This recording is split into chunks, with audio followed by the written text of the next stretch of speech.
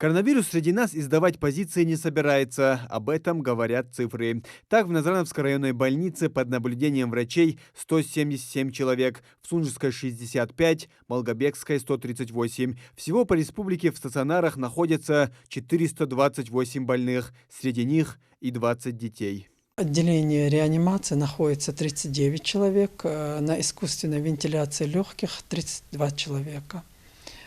Хотелось бы на сегодняшний день всего по республике умерших 357 человек.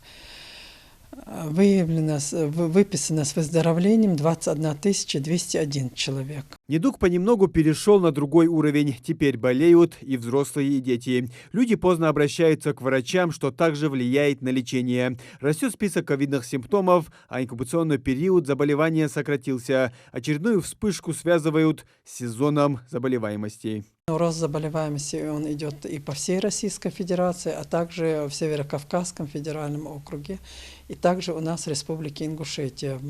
При проведении еженедельного мониторинга Управлением Роспотребнадзора установлено, что на протяжении последних 2 недель у нас наблюдается вот этот рост заболеваемости. Если у нас на прошлой неделе, на предыдущей неделе цифры варьировали в пределах 65-66, уже с конца прошлой недели у нас цифры уже перевалили за 72-75 человек положительных, это ежедневно. И мы знаем, что у нас количество госпитализированных тоже увеличивается. Трудные времена требуют более жестких мер. В республике указом главы Ингушетии от 16 октября продлены ограничительные меры. За их соблюдением, как и прежде, следит Роспотребнадзор. Там пока недовольны отношением населения к мерам профилактики. Многие недооценивают всю серьезность эпидемии, тогда как ситуация действительно сложная. Вышел указ главы Республики Ингушетия, где четко написаны ограничительные мероприятия, которые у нас в республике на сегодняшний день действуют. Это отмена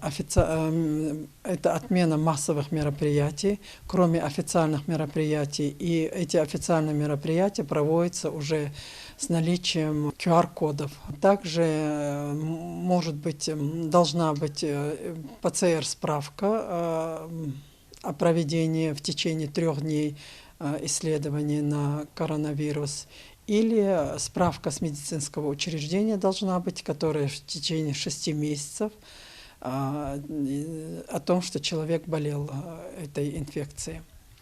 Также ограничительные мероприятия вводятся в общественных местах, это кафе, рестораны, они у нас ограничено время работы их с 22 часов до 6 часов утра. Сбить темпы роста болезней должны очередные дополнительные ограничительные меры. Указом президента страны с 30 октября по 7 ноября объявлены по всей стране выходными с сохранением заработной платы. Правительству поручено оказать помощь малому и среднему бизнесу в этот период.